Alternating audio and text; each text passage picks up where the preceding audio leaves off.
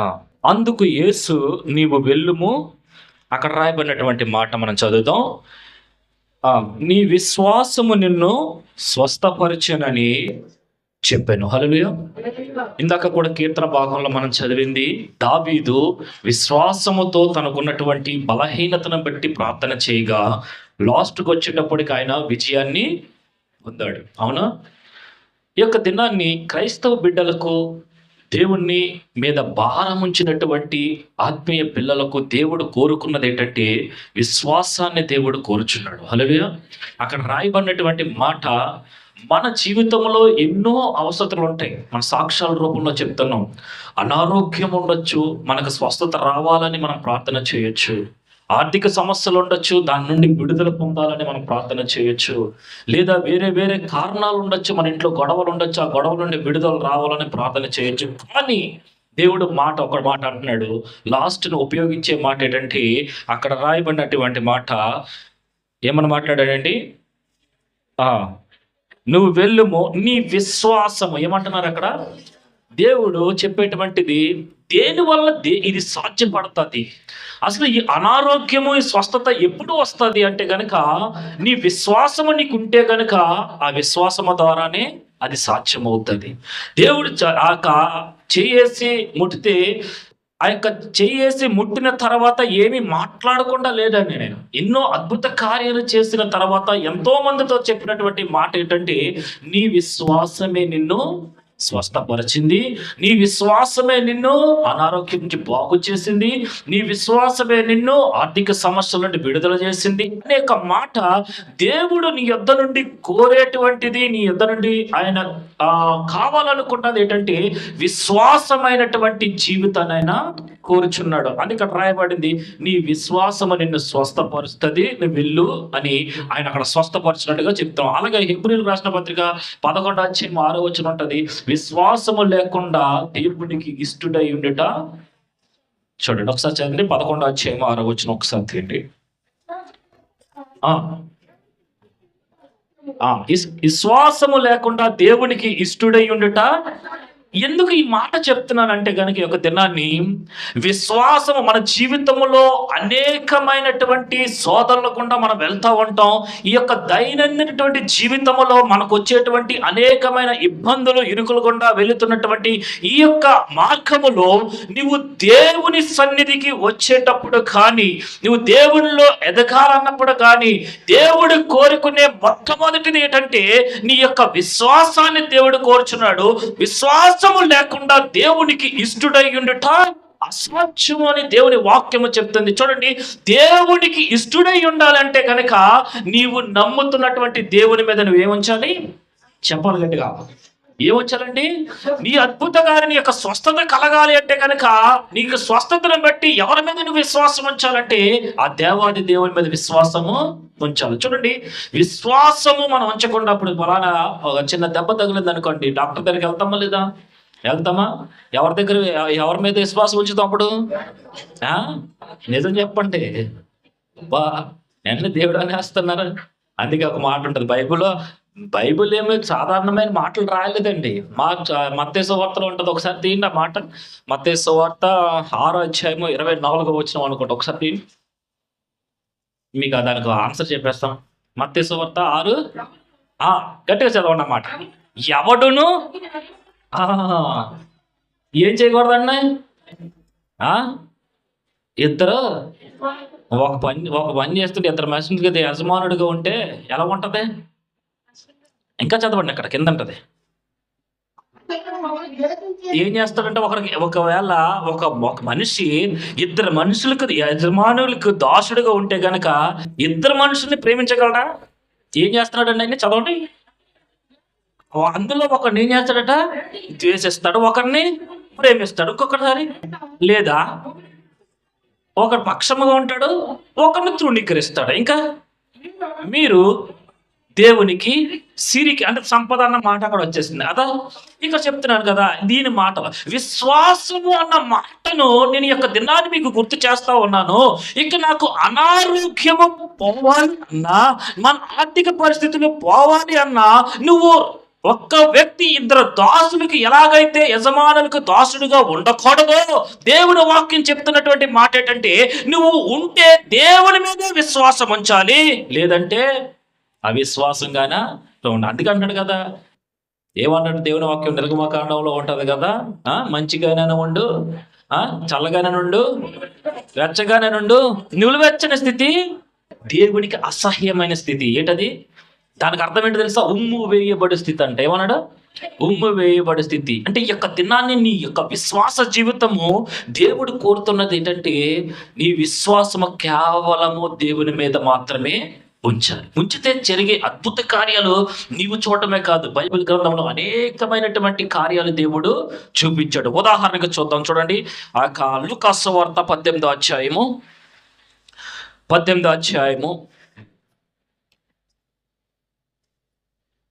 లూకాసు వార్త 18వ అధ్యాయం 35వ వచనం నుండి కొన్ని వచనాలు చదువుదండి.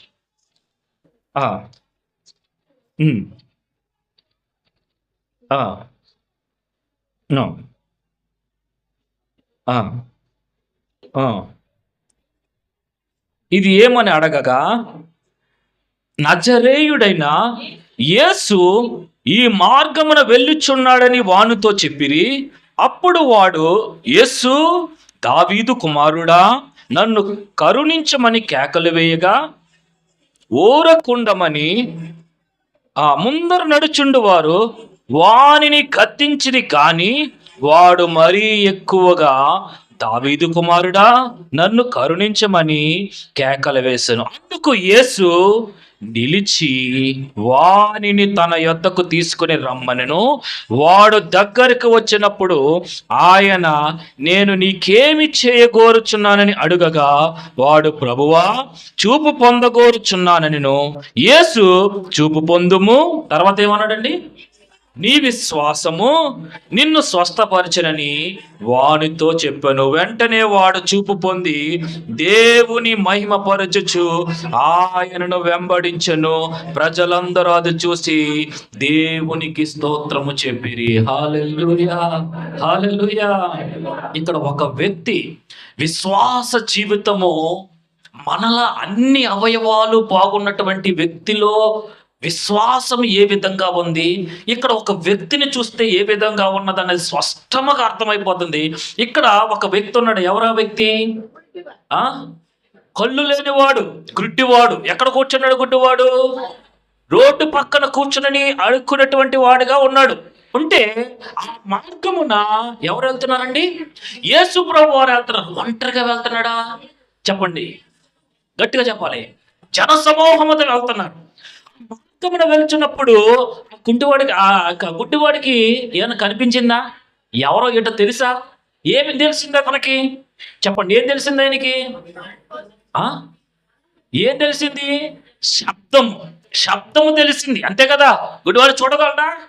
కానీ చెవులు ఏం చేస్తున్నాయి? ఆయనకి పని చేస్తున్నాయి. నీకేం చేస్తున్నాయి? కొలు పని చేస్తున్నాయి. మనకు కొలు పని చేస్తున్నాయా? చెవులు పని చేస్తున్నాయా? నోరు పని చేస్తుందా? దేవుడు అందరికి మంచిగా అవయవాలు దేవుడు ఇచ్చాడా? మరి ఎందుకు శబ్దాన్ని వినలేకపోతున్నావు నువ్వు? దేవుడి శబ్దాన్ని, ఎక్కదినాన్ని.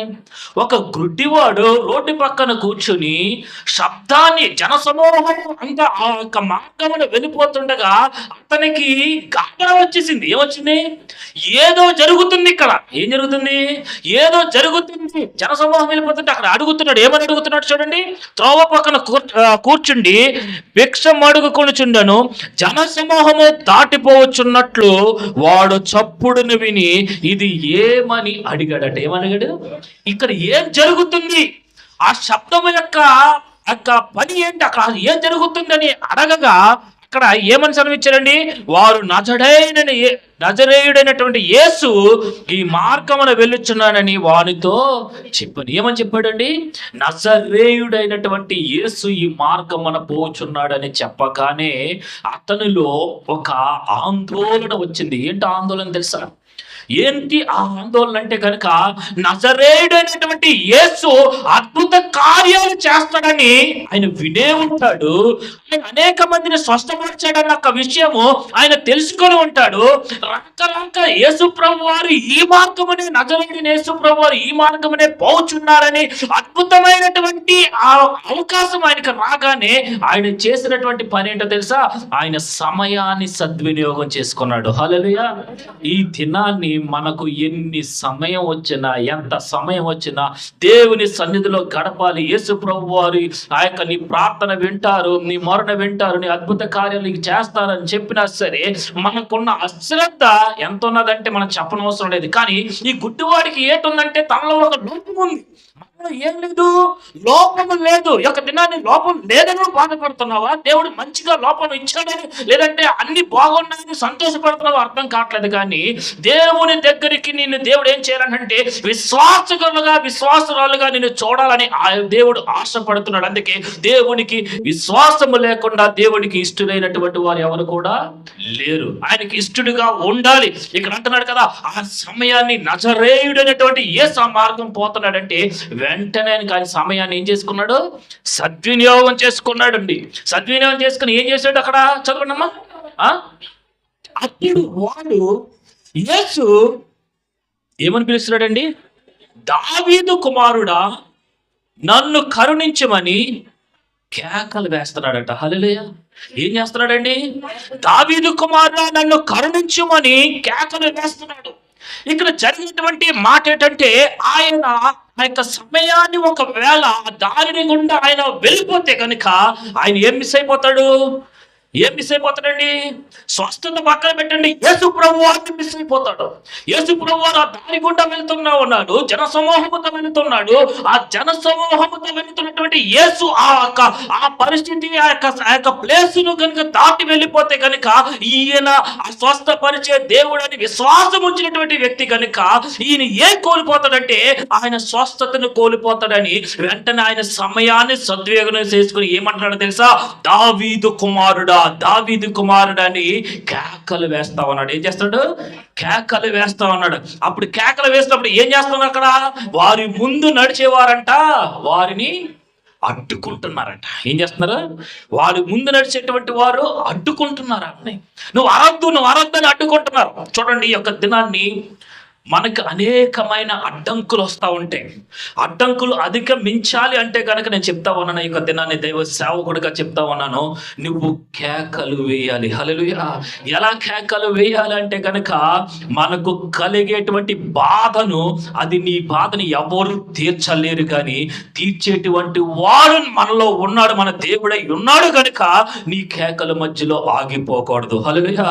చూడండి, జన సమూహము వెళ్ళిపోతుంది. ఆయన సమయాన్ని సద్వినియోగం చేసుకున్నాడు. తర్వాత 39వ వచనం 38 చదివితే కనుక ఆయన విజ్ఞాపన చేస్తా ఉన్నాడు. ఏం చదవండి అక్కడ. అప్పుడు వాడు యేసు దావీదు కుమారుడా నన్ను కరుణించమని ఆయన చేసే పని ఏంటి? మొదటిగా సమయాన్ని సద్వినియోగం చేసుకోవడానికి సిద్ధపడ్డాడు. రెండోది ఏంటంటే విజ్ఞాపన చేస్తున్నాడు. ఏమనంటే, దావీదు కుమారుడా నన్ను కరుణించు ప్రభువా, కరుణించు ప్రభు అని బిగ్గరగా కేకలు వేస్తా ఉంటే ఈ జనాంగం ఏం చేస్తున్నారంటే అడ్డుకుంటున్నారట. ఈ జనాంగం అడ్డుకుంటున్నారు. మనకు బియ్యంపాలెంలో చర్చ్ ఉంది కదండి, ఆ మందిరం పక్కనే ఒక గుడి ఉంటుంది. మనకు ఇక్కడ 6 గంటలకి మనకి స్టార్ట్ అయిందంటే ఆడ ఇంకా స్టౌన్ పెడతాడు. ఏం చేస్తాడు? సుప్రభాతం మొదలవుతుంది కదా, అలా పెడతా ఉంటాడు. ఇంకా పెడతా ఉంటే ఇంకా మనకి వాక్యానికి ఏమవుతుంది? ఇబ్బంది వచ్చేస్తుంది, వినిపించదు, చేయదు. కావాలని ఇంకా వాల్యూమ్ ఏం చేస్తాడు? మా వాడు అప్పటి వెళ్ళి గొడవ పడతాడు ఆడితోటి, ఆయనతో వెళ్ళి వాల్యూమ్ తగ్గించి అంటాడు. ఆడే వెండు మనం వాల్యూమ్ పెట్టామనుకున్నా మన పైకి వచ్చి మళ్ళీ వాల్యూమ్ తగ్గించేస్తాడు. అలాగే ఉంటాడు. మరి దేవుని యొక్క వాక్యము ఇక్కడ చెప్తా ఉందా చూడండి. ఎలాంటి అడ్డంకులు, దేవుణ్ణి ఆరాధించడానికి కూడా మనకు అడ్డంకులు వస్తాయి, దేవుణ్ణి కనపరచడానికి కూడా అడ్డంకులు వస్తాయి. మనలో స్వస్థత జరగాలంటే ఒక అడ్డంకులు వస్తూ ఉంటాయి. మనలో ఆర్థిక ఇబ్బందులు పోవాలి అంటే కనుక అది పోగొట్టుకునే మార్గం గుండా వెళ్ళాలి అంటే మనకు అడ్డంకులు వస్తాయి. అనేకమైనటువంటి అడ్డంకులు, ఎన్ని అడ్డంకులు ఎదురైనప్పటికీ కూడా నువ్వు ఏం చేయాలంటే, దావీదు కుమారుడా నన్ను స్వస్థపరచమని ఎలాగో అయితే ఆ గుడ్డివాడు కేకలు వేశాడో అడ్డగించినటువంటి వారిని అధిగమించి ఏం చేశాడు ఆయన? మరీ బిగ్గరగా కేకలు వేస్తే అక్కడ జరిగిన అద్భుత కార్యం చెప్పనా? చదవండి అక్కడ. అంతటా యేసు నిలిచి చాలు. ఏం చేశాడండి చెప్పండి? అక్కడ జనసమూహంతో వెళ్తున్నాడా, ఒకడే వెళ్తున్నాడా? జనసమూహంతో వెళ్తున్నాడు. జనసమూహంతో వెళ్తుంటే ఈ యొక్క స్వస్థత పొందాలి అనుకున్నటువంటి ఈ గుడ్డివాడు ఏం చేస్తాడంటే, దావీదు కుమారుడా నన్ను స్వస్థపరచు అని కేకలేస్తే పక్కనున్నటువంటి వారు అడ్డగించినప్పటికీ కూడా ఆయన విశ్వాసం ఏం చేస్తుందంటే, ఇంకాను బిగ్గరగా కేకలు వేయి అని చెప్పేసి ఆయన యొక్క హృదయంలో తలంచుకొని ఏం చేస్తాడు? మరీ బిగ్గరగా కేకలు వేసి, దావీదు కుమారుడా నన్ను కరుణించమని కేకలు వేస్తే ఆ కేకలకు చూడండి, జన సమూహముతో వెళుతున్నటువంటి యేసు ప్రభు వారు నిలిచిపోయారట. ఎవరి కేకలకండి? జన సమూహముతో వెళుతున్నటువంటి యేసు ప్రభు వారు ఒక గుడ్డి వారికి ఉన్నటువంటి విశ్వాసముతో వేసినటువంటి కేకలు యేసు ప్రభు వారినే నిలిచేసింది. హల్లెలూయా. ఈ యొక్క దినాన్ని దేవుడు మీతో మాట్లాడే మాటేటో తెలుసా? నీకున్నటువంటి ఏ ప్రాబ్లమో నాకు తెలియదు కానీ, నువ్వు కుటుంబంలో ఏమి అనుభవిస్తున్నావో నాకు తెలియదు కానీ, ఎన్ని రోగముతో నువ్వు బాధపడుతున్నావో తెలియదు కానీ, ఏ ఇబ్బందితో నువ్వు బాధపడుతున్నావో తెలియదు కానీ, ఏ అవమానంతో నువ్వు బాధపడుతున్నావో తెలియదు కానీ, నీకున్నటువంటి అడ్డంకులను నువ్వు అధిగమించాలంటే నువ్వు విశ్వాసముతో దేవునికి కేకలేస్తే ఆయన నిలిచిపోయేటట్టుగా నువ్వు వేయాలి. అర్థమైందని నేను చెప్పిన మాట? ఆయన నిలిచిపోయేట్టుగా, అది విశ్వాసం అంటే. ఇది పోతే తర్వాత వస్తారులే అనుకుంటే అవిశ్వాసమే కదా. నువ్వు ఇది పోతే యేసుప్రభు వారు వెళ్ళిపోయాడని పక్కన ఉన్నవాడు చెప్పేశాడు అనుకోండి, పక్కన ఉన్నవాడు వెళ్ళిపోయాడు ఇక జనమే ఉన్నారా లేరని చెప్పేశాడు అనుకోండి, ఎందుకంటే ఆయన కనిపించదు కదా. అలాగే మన జీవితంలో కూడా తర్వాత చూసుకుందామంటే జరుగుతుందా కార్యం? నీకు జరగవలసినటువంటి కార్యము దేవుడు చేయడానికే సిద్ధముగా ఉన్నాడు. ఈ యొక్క దినాన్ని నువ్వు ఏ ప్రాబ్లంతో ఉన్నావో ఆ ప్రాబ్లం దేవుడు సరి చేయడానికే సిద్ధముగా ఉన్నాడు. కానీ నీ కేక ఆయనకి వినిపించట్లేదు, నీ యొక్క మొర ఆయనకి వినిపించట్లేదు. నీకు బట్టి నువ్వు సైలెంట్ అయిపోతున్నావు. అయ్యా నన్ను కరుణించు, నా రాగం బాగు చేయని చెప్పి నీలో నువ్వు కృషించిపోవడం కాదు, కానీ ఆయన నిలిచిపోయేటట్టుగా నీ విశ్వాస జీవితం ఉందా అని అడుగుతున్నాను. ఇక దినాన్ని ఏం కావాలి మనకి? విశ్వాసము ఉండాలి. ఇక్కడ అంటున్నాడు కదా, మరి నీ యొక్క రోగము బాగు చేసినా, నీకు స్వస్థత వచ్చినా, లేదంటే నీ ఆర్థిక ఇబ్బందులు పోయినా, లేదంటే నీకున్నటువంటి సమస్య ఏదైనప్పటికీ పోయినప్పుడు దేవుడు చెప్పే మాట ఏంటంటే, నీ విశ్వాసమే నిన్ను ఈ దినాన్ని స్వస్థపరిచిందని చెప్పాలి. నీ విశ్వాసమే నిన్ను ఈ పరిస్థితిని నేను బయటపడిందని చెప్పాలి. అలాంటి వారిగా మనం ఉన్నామా? ఈ గుడ్డివాడిని దేవుడు చూసి అంటున్నాడు కదా, ఆయన వేసిన కేకలు మొదట మనుషులు ఆపగలిగారు అని చెప్పేసి వారు ఆపగలిగారు. కానీ ఆ యొక్క విశ్వాసం, గుడ్డివాడలో ఉన్నటువంటి విశ్వాసం ఎలాగంటే మరీ బిగ్గరగా కేకలు వేసి నా యేసయ్యనే నిలిచేశాడు. అక్కడ దారి గుండా వెళ్తున్నట జన సమూహములో ఎంతో మంది కేకలు వినిపించవచ్చు. జన సమూహం మామూలుగా వెళ్తారండి? మామూలుగా సైలెంట్గా వెళ్తారా జన సమూహం? ఒక నలుగురు కూర్చున్నా కాడా ఐదో గొంతు వినిపిస్తుందా చెప్పండి? కుటుంబాల్లో కూర్చున్న ఆడలు నలుగురు మాట్లాడుకుంటారు, మొగోని పట్టించుకుంటారా? మొగోని గొంతు ఎవరికి వినిపిస్తుందా? పోనీ మొగోలు మాట్లాడుకుంటే ఆడలు ఎవరైనా పిలిస్తే ఆడలు గొంతు వినిపిస్తుందా? జన సమూహం అంట. ఎంతో రాయలేదు అక్కడ. యేసు ప్రభు వారు వస్తే అప్పట్లో ఎంతమంది వచ్చేవారండి? జనం ఎంతమంది అండి? లెక్కలేదు. అప్పుడులో రాసినటువంటి మాట 5,000 జనాన్ని రాశారు. ఎవరు? పురుషులని రాశారు. స్త్రీలను కూడా రాయలేదు కదా, పిల్లలని రాయలేదు కదా, కుటుంబం అని రాయలేదు కదా. మీరు ఆ జన సమూహం ఆయన వెంట వెళ్ళాలంటే కనుక ఆయన ఒకరే వెళ్తారా లేదా 10 మంది వెళ్తున్నారా? నార్మల్గా ఒక రాజకీయ నాయకుడు వస్తేనే ఊరంతా వెళ్ళిపోతుంది. మన దేవుడు యేసు ప్రభు వారు ఈ లోకంలో వచ్చినప్పుడు, సంచరించినప్పుడు ఆయనకు స్థలము ఇరుకుగా ఉన్నందున ఏం చేశాడో తెలుసా? సముద్రములో లాంగరు వేసుకుని ఏం చేశాడు? ఆయన బోటు మీద కూర్చుని ప్రసంగం చేశాడు, ఈ జనాన్ని ఆపలేక. అలాంటి జన సమూహముతో వెళుతున్నప్పుడు ఎన్నో శబ్దాలు ఆయనకి వినిపించి ఉండొచ్చు, కానీ ఈ గుడ్డివాడి స్వరామే దేవుడు ఏం చేసింది? నిలిచేసింది. ఎందుకంటే ఆ విశ్వాసముతో ఆయన కేకలు వేశాడు. ఆ విశ్వాసముతో మొరపెట్టాడు, ఈ యొక్క దినాన్ని నీకు స్వస్థత కావాలా, అయితే దేవుని నిలిచేట్టుగా నీ యొక్క ప్రార్థన చేయి. దేవుడు ఆ యొక్క విశ్వాసంతో ప్రార్థన చేస్తే దేవుడు నీ కొరకు నిలిచిపోవాలంటే, నీ యొక్క ఆర్థిక ఇబ్బందులు పోవాలంటే నీ చేసే ప్రార్థన, నీ యొక్క కేకలు ఎవరో అడ్డగిస్తున్నారు, ఎవరో వింటున్నారని కాదని, దేవునికి వచ్చేటప్పుడు కాదు. గొడవ పడమంటే గొడవ పడతాం కదా నలుగురు. ఆ దేవునితో ప్రార్థన చేస్తే ఎవరైనా అడ్డుకుంటారా? అవన్నీ అడ్డుకోరే. అడ్డుకున్నటువంటి వారిని దేవుడు సైలెంట్ చేసేటువంటి దేవుడు మన దేవుడు. హల్లెలూయా. ఈ యొక్క దినాన్ని దేవుడు అంటున్నాడు కదా, ఆ గుడ్డివాడు చేసినటువంటి ఆ అరుపుకు, కేకలకు, దావీదు కుమారుడు నన్ను స్వస్థపరచు అని కేకలేసిన దానికి మళ్ళొకసారి చదవండి అమ్మ మాట. అచ్చటే నిలిచి వాడిని తన యొద్దకు తీసుకురామని, చూడండి ఆటంకాలు వచ్చాయి. ఆపివేసినటువంటి వారిని ఆ కేకలకు మించినటువంటి కేకలు వేసి యేసు ప్రభు వారు నిలిచేటట్టుగా చేసిన తర్వాత దేవుడు ఊరుకున్నాడా? దేవుడు ఊరుకునే దేవుడా? అయ్యా పర్లేదండి, ఒక గుడ్డివాడే ఎప్పటి నుంచో ఉంటున్నాడు ఇక్కడ, ఆ భిక్షం ఎత్తుకుంటా ఉన్నాడులేండి, ఒక గుడ్డివాడే, మనం వెళ్ళిపోతామంటే దేవుడు ఊరుకున్నాడా? ఏమన్నాడండి? ఏమన్నాడు? వారిని నా యొద్దకు తీసుకురా. యొక్క దినాన్ని నిన్ను అడుగుతున్నాడు, అమ్మా నువ్వు నా దగ్గరకు వస్తావా? ఒకసారి రావడానికి సిద్ధపడితే కనుక నీ విశ్వాసము సన్నగిల్లిపోకూడదు. హల్లెలూయా. విశ్వాసముతో అడిగినటువంటి ప్రార్థన, విశ్వాసముతో చేసే గోజాడేటువంటి ప్రార్థన నా దేవుడు ఆలకించేటువంటి దేవుడు. హల్లెలూయా. ఈ యొక్క దినాన్ని నువ్వు ఎటువంటి ప్రాబ్లంలో ఉన్నా సరే, ఎటువంటి ఇబ్బంది ఇరుకులతో నువ్వు పోరాటం చేస్తున్నా సరే, దేవుడు నీ దగ్గర నిలిచిపోయేట్టుగా బిగ్గరగా నువ్వు ఆయనకు మొర పెడితే ఆయన ఏమంటాడు తెలుసా? ఆయన నా దగ్గరికి తీసుకురా. ఊరుకున్నాడా? ఏం చేశాడంటే తీసుకొచ్చిన తర్వాత స్వస్థపరిచి ఏమన్నాడు తర్వాత? నీ విశ్వాసమే నిన్ను. ఈ విశ్వాసం ఉందండి మనకు. అందుకే చెప్పాను కదా, ఎవరు కూడా ఒక వ్యక్తి ఇద్దరు దాసులకు ఇద్దరు యజమానులకు దాసుడుగా ఉండకూడదు. అంటే ఇద్దరు యజమానులు దాసుడుగా ఉండకూడదంటే విశ్వాసంలోనూ అవిశ్వాసంలోనూ ఉండకూడదు. ఉంటే ఎలా ఉండాలి? విశ్వాసం దేవుని మీదే ఉంచాలి.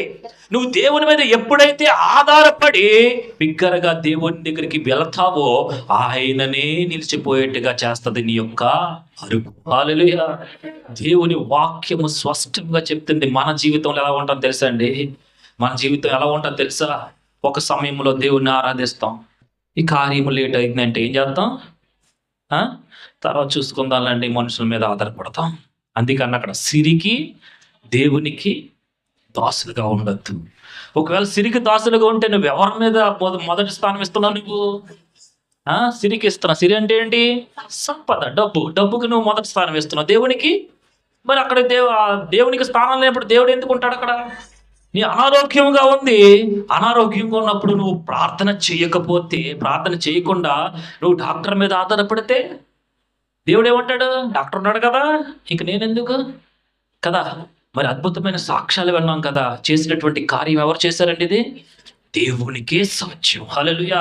దేవునికి మాత్రమే సాధ్యం. నువ్వు నమ్మినటువంటి వాడు అలాంటి దేవుడు. హల్లెలూయా. నువ్వు విశ్వసించే దేవుడు నమ్మకమైనటువంటి వాడు, నీ నమ్మకాన్ని వమ్ము చేసేటువంటి వాడు కాదు. అందుకే దేవుని వాక్యం గుడ్డివాడికి త్రోవ చూపించి ఏం చేసిందంటే, ఆయన అంత జన సమూహములో కూడా ఆయన స్వరాన్ని విని తన యొద్దకు నన్ను తీసుకురండి, నా యొద్దకు తీసుకురండి, నేను బాగు చేస్తా. యొక్క దినాన్ని నీ ఏ బాధ అయినప్పటికీ కూడా నువ్వు ఆయన దగ్గరికి వెళ్ళడానికి విశ్వాసంతో వెళ్ళు. ఆయన చేయకపోతే ఎప్పుడు విశ్వాసముతో అడిగినటువంటి ప్రార్థన దేవుడు వినక మానడు. హల్లెలూయా. ఎంతో మందిని చూపించగలను ఉదాహరణగా యొక్క దినాన్ని. ఎంతో మందిని మనం విశ్వాసంతో చేసినటువంటి ప్రార్థన చూపించగలం. బైబిల్ గ్రంథంలో విశ్వాసంతోనే విజయం సాధించారు. అందుకే దావీదే ఇందాక వాక్యం కీర్తన భాగంలోనే వాక్యం విన్నాం. మొదట ఆయన స్థితి ఏ విధంగా ఉన్నప్పటికీ లాస్ట్కి మాత్రము విశ్వాసము ద్వారానే శత్రువులు సహితం ఏమైపోయారు? మిత్రులుగా మారిపోయాడు. ఆయన అందుకే అన్నాడు, శత్రువులు ఎదుట నీకు భోజనము సిద్ధపరచదనను, నమ్ముట నీ వలనైతే సమస్తమును సాధ్యమే. చూడండి, విశ్వాసం అన్నది అలా ఉండాలి. ఒక వాడు అంట, ఇది అందరికి చాలా మందికి తెలిసే ఉంటది. ఒక వ్యక్తి పైకి కొండెక్కాడట. ఎక్కడికి ఎక్కాడు? కొండెక్కి సడన్ గా కొండ మంచి జారిపోయి పడిపోయాడట. పడిపోతే ఎంతో పై కొండ నుంచి జారిపోయి పడిపోతుంటే పడిపోతే మొక్కలు అడ్డు వస్తాయి కదా, మొక్కలు అడ్డు వస్తే ఒక పొద అడ్డు వచ్చిందంట. పొదను పట్టుకుని ఉన్నాడట. ఏం చేశాడు? పొదను పట్టుకుని ఉన్నాడట. పొదను పట్టుకుని కట్టిక చీకటి అనమాట. చీకటిలో ఉండి ఆ పొదను పట్టుకుని వేలాడుతున్నాడట. బాగానే దొరికింది కదా అని వేలాడుతున్నాడు. అతని కింద మరి అతను ఆ సమయంలో ఆయన ఏం చేస్తాడంటే, ఎవరైనా ఉన్నారా నన్ను కాపాడడానికని పెద్ద పెద్ద కేకలేస్తున్నాడట. ఆ నైట్ సమయంలో ఎవరైనా ఉంటారండి? పెద్ద పెద్ద కేకలు వేస్తుంటే ఒక మెల్లని స్వరం వినిపించిందంట. బిడ్డా నేను ఉన్నానని చెప్పి.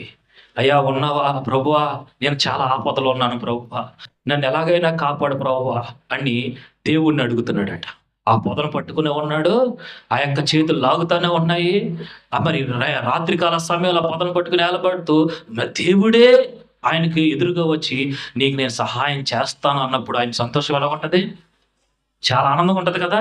అయితే ప్రభు అయితే నన్ను కాపాడు ప్రభు అంటే, మరి అయితే నేను చెప్పినట్టు చేస్తావా అన్నాడట. చేస్తాను ప్రభు, మీరు ఏం చెప్తా చేస్తాను అంటే ఆ పొదను వదిలే అన్నాడట. ఏమన్నాడు? ఆ పొదను వదిలే అన్నాడట. ఆ పొద ఇదేంటి ప్రభువా, కాపాడతావని వస్తే నువ్వేమో నన్ను ఎత్తుకుంటావని వస్తే అనుకుంటే రాత్రికాల సమయంలో ఇక్కడ ఒక్క మనిషి ఉండడు, అలాంటిది నువ్వే దొరకవు ప్రభువా, నువ్వే వచ్చి నన్ను కాపాడతానన్నావు, ఇప్పుడేమో పొదను వదిలేమంటున్నావు, నా వల్ల కాదు ప్రభువా అన్నాడట. మరి విశ్వాసం లేనివాడి దగ్గర దేవుడు ఎవడు ఉంటాడా? విశ్వాసం లేని వాళ్ళ దగ్గర ఉండడు కదా. అందుకే దేవుడు వెళ్ళిపోయాడు ఆయన దగ్గర నుంచి. మరి ఆయన ఏం చేస్తున్నాడు? తెల్లవార్లు ఆయన పొదను పట్టుకుని చేతులు కాళ్ళు లాగి అలాగే వేలబాడుతూ ఉన్నాడట. అప్పుడే తెల్లారుతుందంట. తెల్లారుతుంది కదా అని కిందకు చూస్తే 2 అడుగులే ఉందట నేల. ఎంత ఉంది? నేలకు ఎంత? ఎన్ని అడుగులు ఉన్నాడు? ఏలాడుతున్నాడు? నేలకు ఎన్ని అడుగులు ఏలాడుతున్నాడు? 2 అడుగులు అంటే ఎంత ఉంటుంది? అంతేనా? 2 అడుగులు. 6 అడుగుల నుంచి దూకెత్తాం కదా మనం. అలాంటి ప్రమాదం వస్తే 6 అడుగులు కాదు 10 అడుగుల నుంచైనా దూకేస్తా. అంటే అట్లీస్ట్ కాలన్నా ఇరుగుతుంది అనుకుంటాం కదా. దేవుడు ఏమన్నాడు? ఆ పొదను వదిలి నేను చెప్పింది చేస్తావా, విశ్వాసంతో నా మాట వింటావా అంటే వింటాను ప్రభు అన్నాడు. కానీ ఏం చేశాడు? వదిలే అన్నాడు. వదిలేడా? వదలలేదు. కానీ ఏం చేశాడు? తెల్లవాళ్ళు కాళ్ళు చేతులు నరకం చూసి ఉదయాన్నే తెల్లారుజామున కిందకు చూస్తే 2 అడుగులు ఎత్తుందంట అంతే నేల. అలా ఉంటుంది మన విశ్వాసం. అలా ఉంటుందా? ఎప్పుడైతే దేవుని మాట వినుంటే అప్పుడు ఆ రాత్రికాల సమయంలో ఏమైనా తెల్లవాళ్ళ చేతులు లాగకపోయాను కదా, కాళ్ళు పీకపోయాను కదా, ఆ 2 పక్కన పెట్టండి, ఆ భయం పోయింది కదా. ఆ భయంతో సగం చచ్చిపోయి ఉంటాడు కదా. మరి ఆ 2 దేవుడి మాట విశ్వాసం వల్ల వినకపోవడం వల్ల, విశ్వాసం లేకపోవడం వల్ల నరకాన్ని అనుభవించాడు. ఈ యొక్క దినాన్ని దేవుడు అదే మనకు నేర్పిస్తున్నాడు. దేవుడు ఏం చెప్పినా సరే మన యొక్క యోగక్షేమాల కోసమే దేవుడు చూస్తూ ఉంటాడు. నీ ఎదుగుదల కోసమే దేవుడు చూస్తాడు. నువ్వు ప్రమాదంలో ఉన్నావా? దేవుడు అన్నాడు విశ్వాసముతో నేను చెప్పిన మాట విను, దానిని బట్టి నువ్వు నడుచుకుంటే ఆ మార్గము సులువైపోతుంది. నమ్మిన వారు హల్లెలూయా చెప్తావు. నువ్వు ఇటువంటి మార్గంలో పోతున్నా సరే ఆయన ఆ మార్గాన్ని సులభంగా చేసేటువంటి దేవుడు. నువ్వు కష్టాలు, నష్టాలు, ఇబ్బందులు, ఇరుకుల్లో ఏ విధంగా ఉన్నప్పటికీ కూడా నా దేవుడు అంటాడు విశ్వాసంతో ఉన్నావా బిడ్డ అని అడిగితే నేను ఉన్నానని చెప్పడం వేరు, దాన్ని పాటించడము వేరు. పాటించగలిగితే అది సులువైపోద్ది. ఒకవేళ పాటించకపోతే ఆ కాళ్ళు చేతులు ఏలబడినట్టుగా నరకం చూసినట్లుగానే మనం కూడా కొన్ని దినాల నరకం చూసి అప్పుడు మనలా ఏం చేస్తాం? మేలు పొందుతూ ఉంటాం. మనం అలాంటి విశ్వాసం క్రైస్తవ జీవితంలో మనకు ఉండకూడదు. గుడ్డివాడు చాలా విషయాలు మనకు నేర్పిస్తూ ఉన్నాడు. ఎలాంటి విషయాలంటే ఎన్నో భిక్షమెత్తుకున్నటువంటి వ్యక్తి పక్కన ఉన్నటువంటి జన సమూహము వెళ్ళిపోతుంటే ఆ సమయం ఎక్కడైతే నా దేవుడు దూరం అయిపోతాడా, ఈ ఒక్క వ్యక్తే కాదండి, యవనస్తుడు అయినటువంటి యజమానుడైనటువంటి యవనస్తుడు తెలుసు కదా అందరికి కూడా. ఆ వ్యక్తి కూడా ఏం చేశాడు? ఆ వ్యక్తి కూడా తనకు డబ్బు ఉంది, అధికారం ఉంది, అన్నీ ఉన్నాయి. కానీ ఏం చేస్తాడు తెలుసా? యేసు ప్రభు వారు ఆ దారి గుండా వెళ్తుంటే ఆ వ్యక్తి పరిగెట్టుకుని యేసు ప్రభు దగ్గరికి వెళ్ళాడట. ఎందుకు వెళ్ళాడమ్మా? చెప్పగలరా ఎందుకు వెళ్ళాడో? ధనవంతుడైన యవనస్తుడు, బైబిల్ గ్రంథంలో ఉంది కదా, అందరికీ తెలుసు కదా. అయ్యా నేను పరలోక రాజ్యానికి పోవాలంటే నేను ఏ మంచి కార్యం చేయాలి ప్రభు అని అడిగితే దేవుడు కొంత లిస్ట్ ఇస్తాడు. అంతే లిస్ట్ ఇచ్చిన వెంటనే ఆయన చెప్తాడు ఇవన్నీ కూడా నేను చిన్నతనం నుంచి పాటిస్తాను ప్రభు అంటే దేవుడు అంటాడు కదా అయితే నీ ఆస్తి నమ్మి పేదరికి ఇచ్చేసి నువ్వు నా వెంట వచ్చా అంటాడు కదా. ఆ యవనస్తుడు ఏం చేస్తున్నాడంటే ఆయనకు అధికారం ఉంది, ఆయనకు డబ్బు ఉంది, ఆయనకు హోదా ఉంది, అన్నీ ఉన్నాయి. అన్నీ ఉన్నా సరే యేసు ప్రభు ఆ మార్గము గుండా వెళ్ళిపోతుంటే పరిగెత్తుకుని వెళ్ళాడట. ఏం చేశాడు? నార్మల్గా వెళ్ళలేదమ్మా, పరిగెత్తుకుని వెళ్ళి మోకరించాడట. అవసరమేముంది?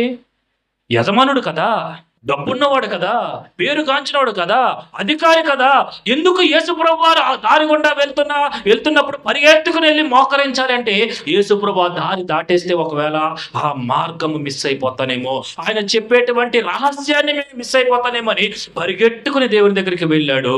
ఆయనకి ఏంటి అవసరం అంటే, ఆయన ఏమి కనుగొన్నాడంటే కనుక, అధికారము నన్ను పరలోక రాజ్యం తీసుకెళ్ళదు, డబ్బు నన్ను పరలోక రాజ్యం తీసుకెళ్ళదు, నా దగ్గర ఉన్నటువంటి హోదా నన్ను పరలోక రాజ్యం తీసుకెళ్ళదు. ఏం తీసుకెళ్తుందంటే, దేవుడు చెప్పే యేసు ప్రభు ఏది చెప్తున్నాడో అది మాత్రమే నన్ను పరలోక రాజ్యం తీసుకెళ్తుందని పరిగెత్తుకుని వెళ్ళాడు, మోకరించాడు. అయ్యా సద్బోధకుడా, నేను పరలోక రాజ్యం చేరాలంటే ఏ మంచి కార్యములు చేయాలని అడిగాడు. ఇదంతా కూడా మంచిగానే చేసుకొచ్చాడు, కానీ లాస్ట్కి వచ్చినప్పుడు మన కథ అంతా మనకి తెలుసు. ఈ యొక్క దినాన్ని ధనవంతుడు పరిగెత్తుకుని దేవుడి దగ్గరికి వెళ్ళాడు. నువ్వు పరిగెత్తుకుని వెళ్ళేటువంటి దేవుడు నీకు అవయవాలను దేవుడు ఇచ్చాడు. ఇవ్వకపోయినప్పటికీ కూడా దేవుడు ఆ యొక్క గుడ్డివాడికి ఏమి ఇచ్చాడు? నోరునిచ్చాడు. నోరునిచ్చి ఏం చేశాడంటే, దావీదు కుమారుడానికి బిగ్గరగా కేకలు వేసి ఆయన నిలిచేటట్టుగా చేశాడు. ఈ యొక్క దినాన్ని నీ విశ్వాసం అట్టి రీతిగా ఉండాలని దేవుడు ఆశపడుతున్నాడు. ఈ మాటల వెనుకలో దేవుడు వినిపించిన కాక. ఓ పాట పాడితే సమర్పించు.